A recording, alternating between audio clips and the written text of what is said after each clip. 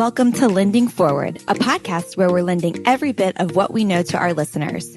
From real conversations and lessons learned deep within the industry to education and forward thinking. Together, we're lending forward. And as always, don't forget to subscribe to our channels and connect with us on www.atlanticbay.com. Atlantic Bay Mortgage Group, LLC, NMLS number 72043, NMLSconsumeraccess.org is an equal opportunity lender located at 600 Lynn Haven Parkway, Suite 203, Virginia Beach, Virginia, 23452.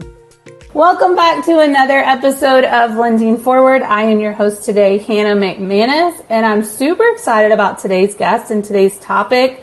We are talking about social media and social selling.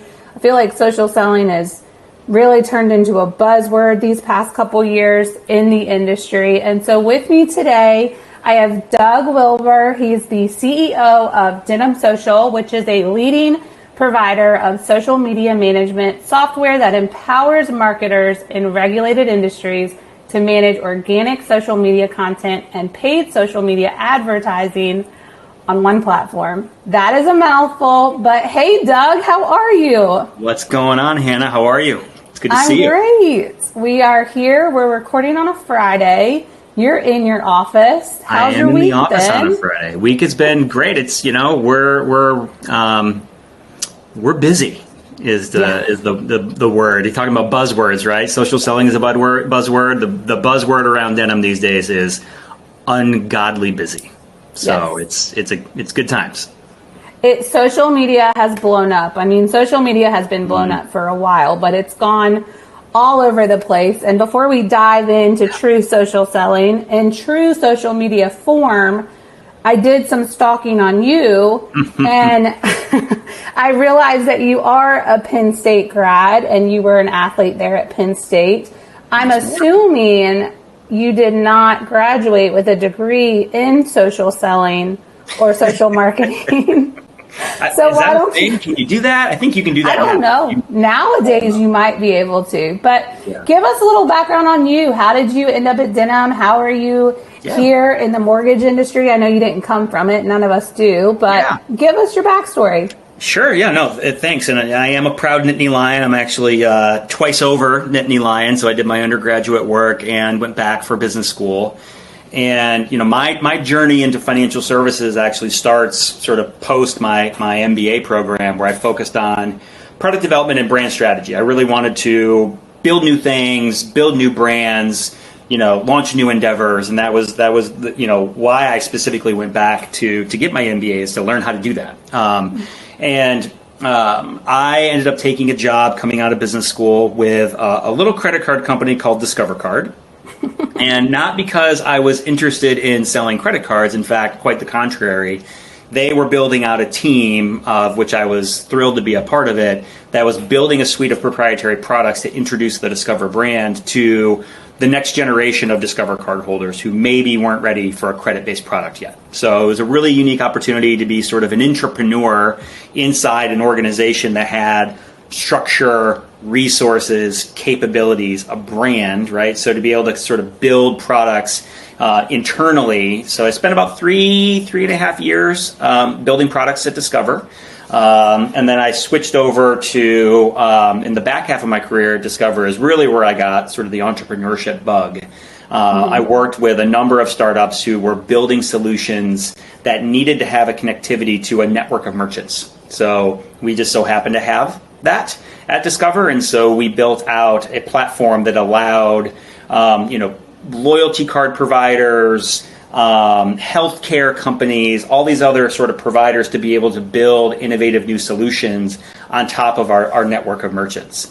So that was really where I got the bug for entrepreneurship, and fintech was really just starting to become a thing back then. And so I feel really honored to really have been at kind of that forefront of defining what fintech is today.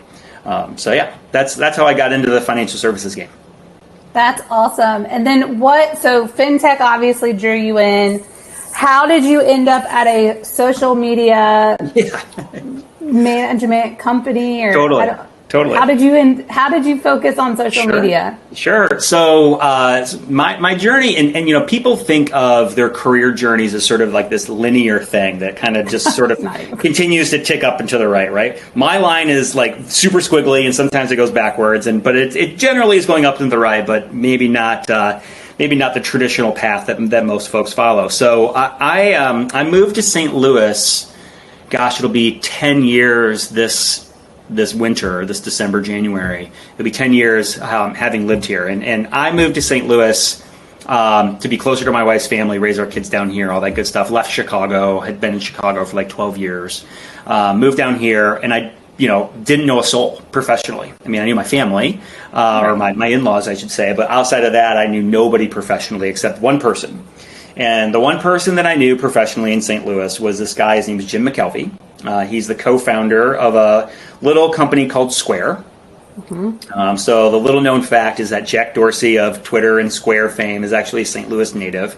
He and Jim built the original concept of Square here in St. Louis. And so I just, having been in the industry, I knew Jim, loosely knew Jim. He's, definitely in a different stratosphere than I am, but knew him, and he knew of me, and so I just reached out to him and I said, hey, I'm new to St. Louis. I have no friends. I don't know where to hang out. Where should I go? And he's like, come on down, and come to this meeting. We just started a venture capital fund in St. Louis focused on fintech. It's called 630. So your fun fact for the day is 630 feet is the height and the width of the St. Louis Arch. Oh, that's so cool. Okay. Came around the campfire at 6:30. Started working in and around our portfolio of investments that we were making, helping entrepreneurs to build better business models. Eventually joined the investment committee for 630, and it just so happened that there was an opportunity sprung up. There was a different version of what is now Denim. That was an investment that we had made that was in need of a breath of fresh air, put it that way. And so they tapped me, the 630 team and some of the other investors tapped me and said, hey, we sell to the financial services industry. You've got great Rolodex within financial services. Could you help us figure out what to do with this business? And so fast forward 5.5 years later, we've now acquired 3 companies, rebranded the business to Denim, added a ton of capability under the hood, brought on some really, really interesting investors who have a ton of connectivity into the financial services industry. And so now it's all systems go. And it's not without a lot of gray hair, but it's been a really fun and exciting journey to have, help define what Denim is today. That's awesome. And I feel like all of us have gray hair nowadays, especially in the industry we're in. It's all given us gray hairs. And I think that social media and posting on social media has actually given some loan officers and real estate agents gray hair too. So let's dive into some social media misnomers, if you will. There's a lot of noise out there. You're hearing from a lot of people. Everybody has their best practices or their templates or, do this will work, this will get you the most likes. Let's take a step back a little bit and talk about what is so important about social media. Why do you want to get on social media if you are trying to sell and brand yourself? Yeah, totally. So the number one reason why a loan officer, a realtor, and by the way, we sell into more than just the mortgage industry, right? So we have customers who are in the wealth management space, the commercial lending space, there are insurance carriers, they are retail banks, and the sort of the underlying reason why social media matters so much in financial services. And I'm gonna maybe ruffle a few feathers here, but generally speaking, most financial services providers have highly undifferentiated brands, and they sell commodity products. Yeah. And the difference maker that sets so many of these organizations apart are their people.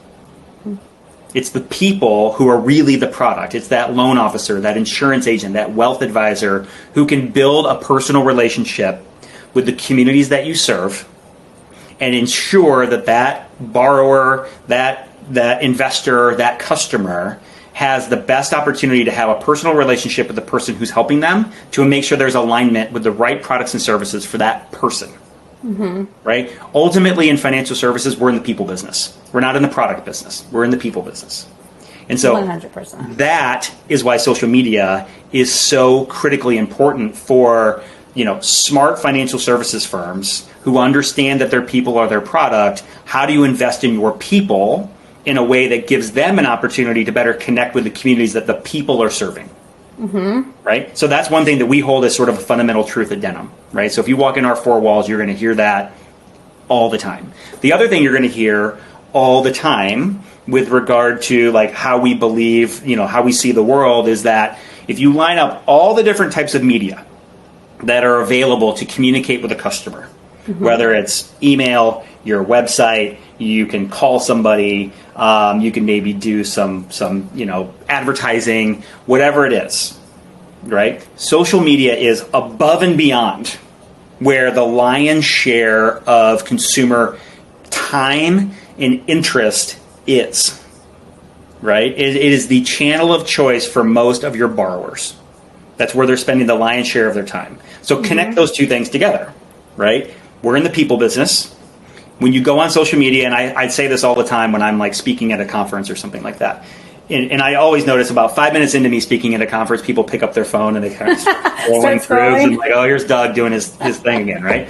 So, and I stop them and I say, hey, look, for those folks who are doom scrolling on their phones right now because they're not interested in what I'm talking about, pay attention to where you stop. Like, where do you stop thumbing? And I will venture a guess, because I am this way, and I've asked hundreds and hundreds and hundreds of people the same question, and I say, where do you stop? And the answer to that question every single time is, I stop doom scrolling when the content's coming from somebody I know, and the content they're providing me is teaching me something. It's something of interest. Right? So that's where we have an opportunity, is to help loan officers to be their authentic self on social media, to not be product pitchmen, but to be a resource for folks. I mean, look, it's a hyper challenging environment to buy a house right now. There's no inventory, rates are high. We all know all the challenges, right? And so if you're a first time home buyer, you're looking for somebody to help guide you, right? And so you're not looking for somebody who's constantly pumping out templatized marketing gimmicky stuff on social. That's not what you're looking for. You're looking for a resource. You're looking for somebody who's providing you helpful, insightful content. You're looking for somebody who's giving you a perspective. You're looking for somebody who actually is a real human, being their authentic self on social media. That's what drives success. I love that you said that too, because, well, when we spoke earlier this week, I did that test because you told me to. And so I noticed, you're absolutely right. I have toddlers and one kid going into kindergarten, and that's what I stop on is like the mom bloggers and, things like that. But you're absolutely right. Being a first-time homeowner, not only are you looking for resources, but you're looking for that person that you can connect with, that you like, that is somewhat similar to you. So you touched on being your authentic self. Talk to me about, how do you start? I mean, I know how to be authentic, but it sounds so easy, but like, how do you just pick up a phone and start being authentic on camera? Like, that's scary to a lot of people. It is super scary to a lot of people, and it's not natural for a lot of folks.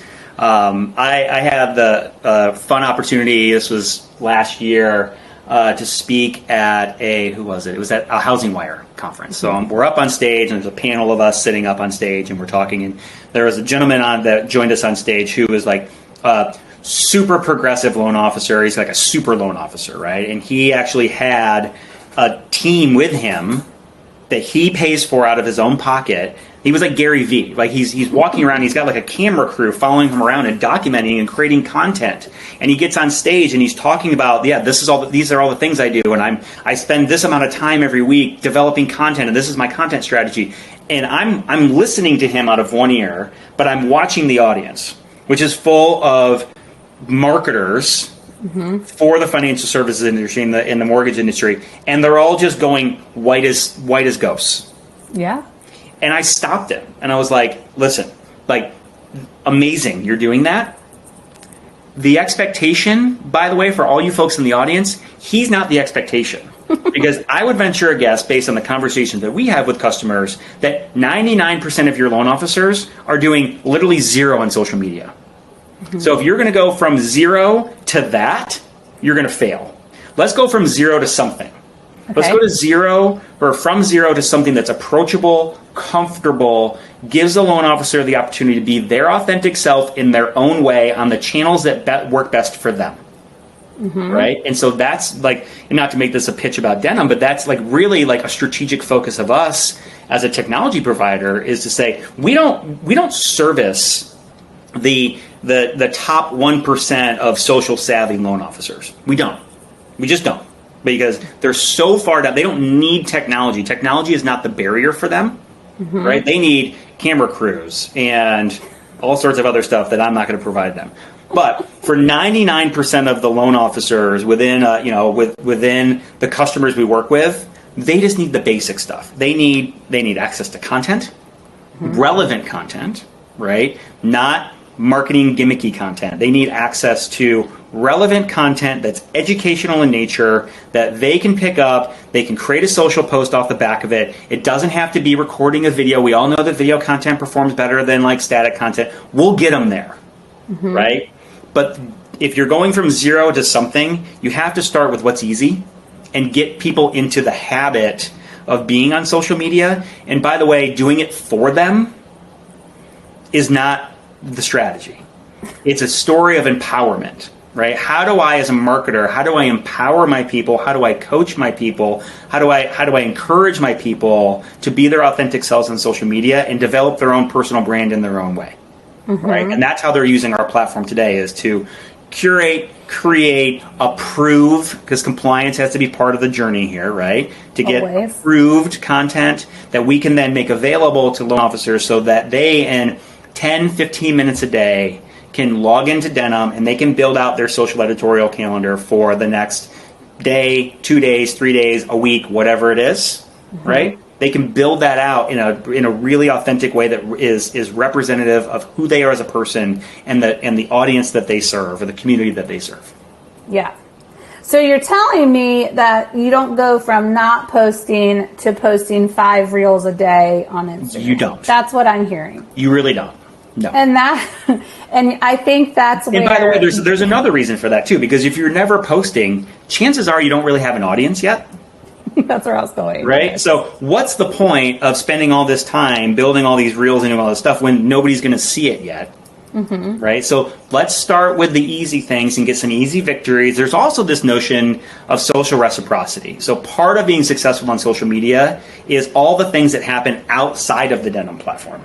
So do you go on LinkedIn? Do you go on Facebook? Do you build an audience? Right? Do you connect with people? Do you engage with people? Do you like their content? Do you comment on their content, right? And then what you'll start to see over time through social reciprocity is they're going to start to like your stuff, and they're going to forward your stuff to a friend, and you're going to organically build your audience, right, over time. But that only works if you're actually providing something of value. Again, I sound like a broken record, but like if you're providing something of value to your community, like it'll work, right? But it does take a little bit of elbow grease to get it going. Right. And that's where I was when you were talking kind of through like the channels that work for you and things like that. I think, just talking to our team and some of the real estate agents that we work with, it's terrifying because they're hearing, okay, start with Facebook. Well, then Facebook turns into Instagram Reels, and then there's TikTok, and now there's, what's the new one? Trends, Threads. There's always something. So then it's like, okay, well, do I have to do all of it? And then Twitter rebrands, and like, what's our Twitter, like, what's our X strategy, and all these things. Yep. So what do I do? Do I just focus on Facebook? Do I do the silly TikTok videos? I wish I had an easy answer for you. And the reality is there's not. So every loan officer is going to have an audience that they can develop that's going to be unique to them. So if you're going after only first-time home buyers, you may want to think about your Instagram strategy more uniquely. If you are in corporate real estate, You might want to think about LinkedIn as your strategy because you're attracting a more professional audience. If you're thinking about, helping, gray-haired folks like myself who are like thinking about investment properties or Airbnbs or whatever, maybe you want to think about Facebook as a strategy. So it really depends. And I know that like it kind of sounds like a cop-out when people say it depends, but it really does depend on the audience you're trying to reach. Yep. Because there is no silver bullet. Well, and that's kind of what I was hoping you were going to say, because that's kind of what we say too. And I mean, I think you nailed it with, what's unique to them. And I say this all the time, each individual mortgage banker is very different. They each have their own why. They each have their own niche. They each have their own target audience. Yep. And so just because you see, someone doing all of these Instagram reels and getting all of this traction doesn't mean that's what you should do. Yep. And I think it's the comparing. Yeah, and I think too, there's sort of a misnomer in the industry, or folks get wrapped around what I like to call the vanity metrics. Yes. Right. Oh, how many likes did I get? How many comments did I get? And we don't talk enough about some of the core metrics for success on social media, which is, are you posting on a regular basis? Are you monitoring thematically what content resonates more with your audience versus content that doesn't? Right? So like, oh, cool, like this one post I had got all these likes and comments. Let's take a step back and understand why that happened. Right? They shouldn't, also that should not be the goal every time you post. The goal every time you post should not be to have more likes and comments than the last time you posted. The goal of being on social media is to be consistently present. Like I like to sort of call it like just, it's like microdosing of content. How do I consistently show up in the feeds of the people I'm trying to influence and build a relationship with? And they may or may not actually stop and like my content, and they may or may not actually have the time to comment on my content, but I can tell you that they are watching, they are learning, and they are building an opinion of you based on what you are sharing into the marketplace. And so I've got one of my neighbors, a good buddy of mine, is a loan officer, and I will not disclose who the lender is that he works with or works for, but they pump out a ton of content for him. And it's always so inauthentic. It's overly produced, highly templatized, and some of it's witty, but I'm not getting to know who he is as a person and who he's trying to serve. I'm just getting fed basically marketing collateral, right? That's not what we do, right? Like how you build relationships. Like think about social. The reason why we go on social media in the first place is to build relationships with people. Right? So if you're trying to build a relationship with somebody in the real world, would you like walk up to them and like basically give them a one-pager of who you are? A flyer. Yeah, here's a flyer, call me. Right? No. Like you ask them about themselves. You learn about them. You talk about their kids, and hopefully you don't talk about the weather because that's super boring. But like all these things that you do to build a relationship, let's apply what we do in the real world. Let's apply to social. So people can get to know who you are as a person. And eventually, when they're ready and they raise their hand, then you can talk about the products and services. Yep. I love that. I it's funny you say it like that, because I think of it like that, but I've never actually thought of it, like said it out loud. But you're right. Like all of the templates and, just marketing collateral that gets turned into a social post, it is just like handing someone a flyer. They still have no idea who you are, and they just know your company name. They still don't know you. So that is a really good point. So when it comes to, and I know these are like, you probably don't have like actual answers, like statistic answers, but when it comes to posting, is there a comfortable mix? Because you do want to post some company stuff, but you also do want to post some personal stuff. Is there a mix? I mean, is there like an overload? Like, oh my God, I just got 5 templated marketing assets in a row with one video. I need a break. Yeah, again, it sounds like a cop-out, but it really does depend on the person, right? But I would say, like, rule of thumb, and if like our strategy people and our customer success people were in the room, and they'll probably listen to this afterwards. So when I hear them coaching customers, right, I hear them coaching customers, and specifically if we have a team of loan officers that we're doing something like this, right? Always be your authentic self.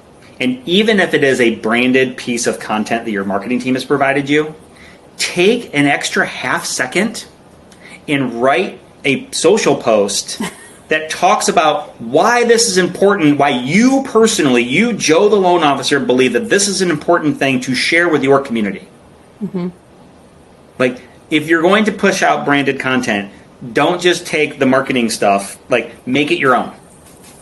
Yep. Every time. And think about every time you're creating something on social media, think about, like, would you say this to a person, like, to translate it back to the real world, right? If you're at a happy hour and you're doing a meet and greet and you're, talking to people at a bar, what would you say to them? How would you introduce yourself? How would you talk about what you do? How would you talk about why you're passionate about what you do? That is what you should be communicating on social media. Yes, of course, be proud of the place you work, right? We all work for amazing institutions, right? Be proud of that, but tell people why. Like, why is that important to you? And so, like, every time we're talking about, like, regardless of what the content is, always give yourself the patience to say, why am I actually posting this? Why is this valuable for the community who leans on me as a resource? Right? And how can I position this post in a way that is going to drive engagement? Right? Like, how can I do this in a way that's going to be approachable, relatable, all those things?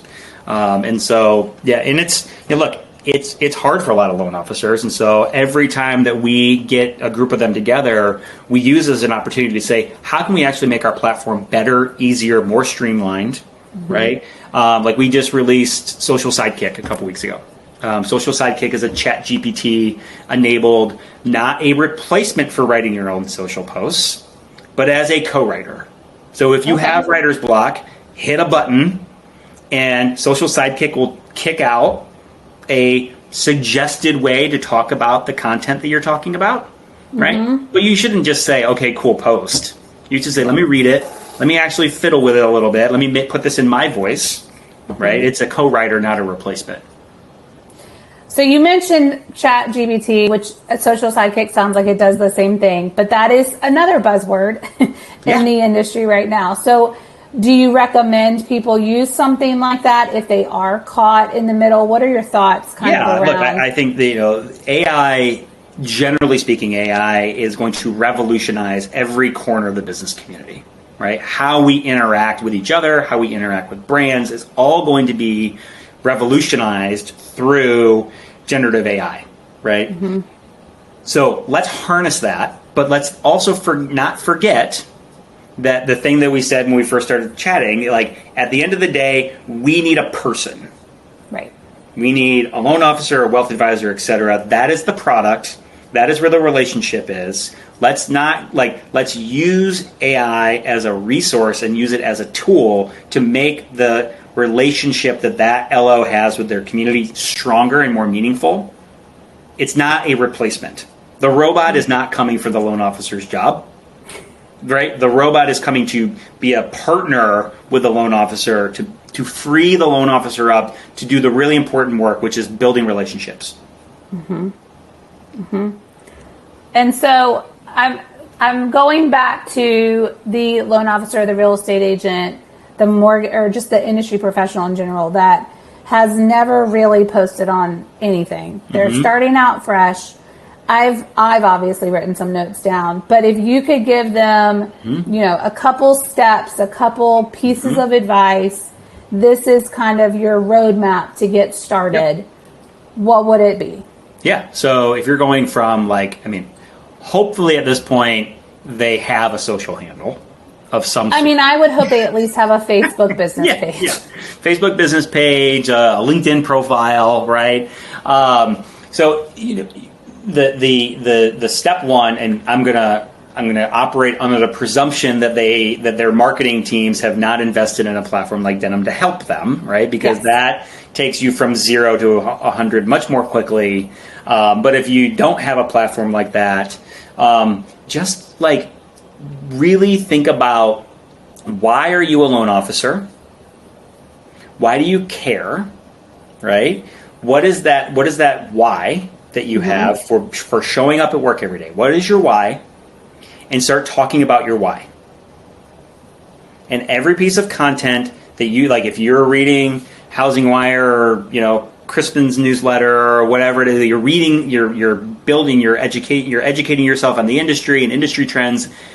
Every time I read an article, so I have this sort of like lifelong pursuit of education, right? So like, just because I'm not getting a degree currently doesn't mean I'm not learning. So every time I'm reading something, I'm mentally like putting a bookmark in what is the one thing I learned from reading that news story, that white paper, whatever. What can I learn to be more insightful for how we build the future of denim, for example, right?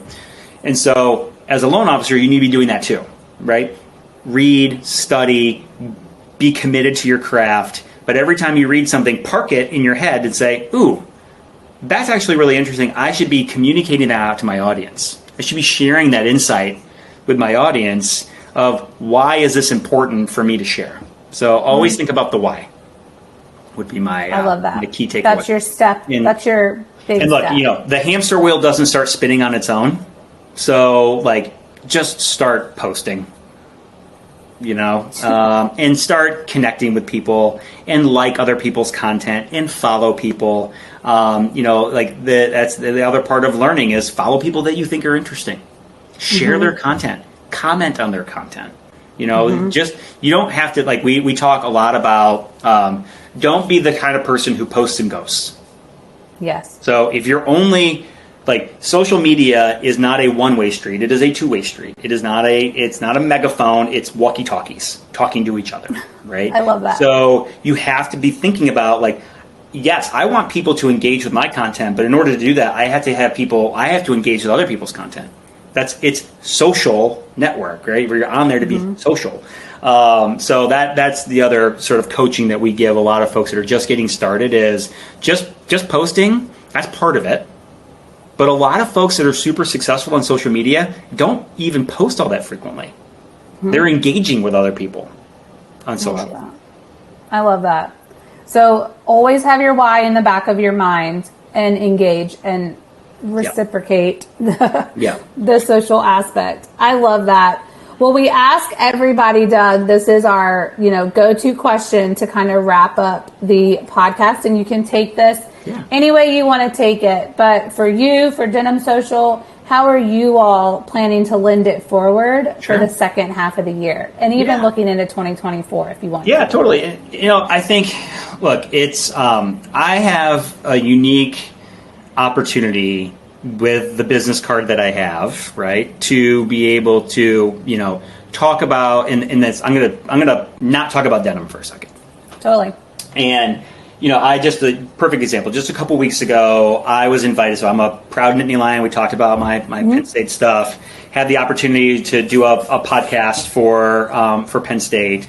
And one of the really cool things that the reason why I did this podcast is because it's not just me getting on and talking about my journey and whatever, like, that's not super exciting. What was exciting is what they bring a student who has a very keen interest in entrepreneurship. They bring the student to the podcast and give that student an opportunity to ask me questions.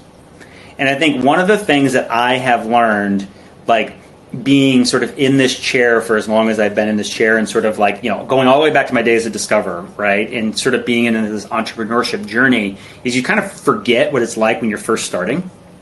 And so all the things that are just like baked in and feel natural to me aren't natural for somebody who's just starting their journey. And so it was really eye-opening for me to have this opportunity for this student, this woman, who actually already has her first startup. She's building it while she's a student at Penn State. It's a super cool platform. Oh, wow.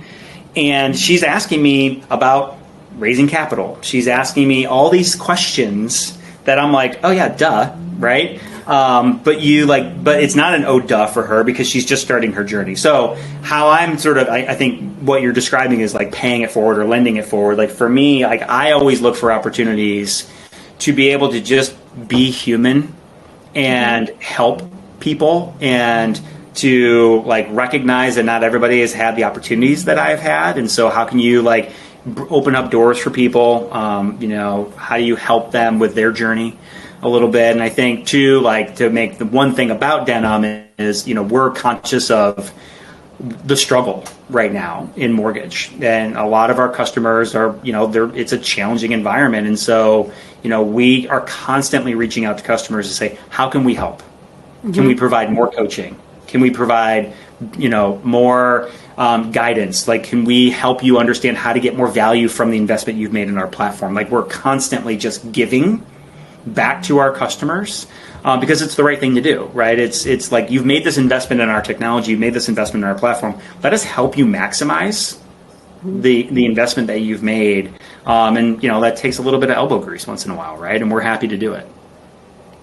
I love that. I absolutely love it. Well, Doug, thank you so much for joining us. We love you. We love denim. We love all the things that you guys are doing to help our loan officers. And so I just really appreciate it. I hope you have a great rest of the year. I hope we do too, and I hope you do, and I can't wait to see you in the real world here in a couple of weeks. I think we'll all be, I guess, in Nashville together here pretty soon. So awesome. We'll see you there. Thanks again for listening to the Lending Forward podcast powered by Atlantic Bay Mortgage Group. Don't forget to tune in next week and make sure you subscribe to our channel. Remember, we all play a part in lending forward. So go lend something forward today.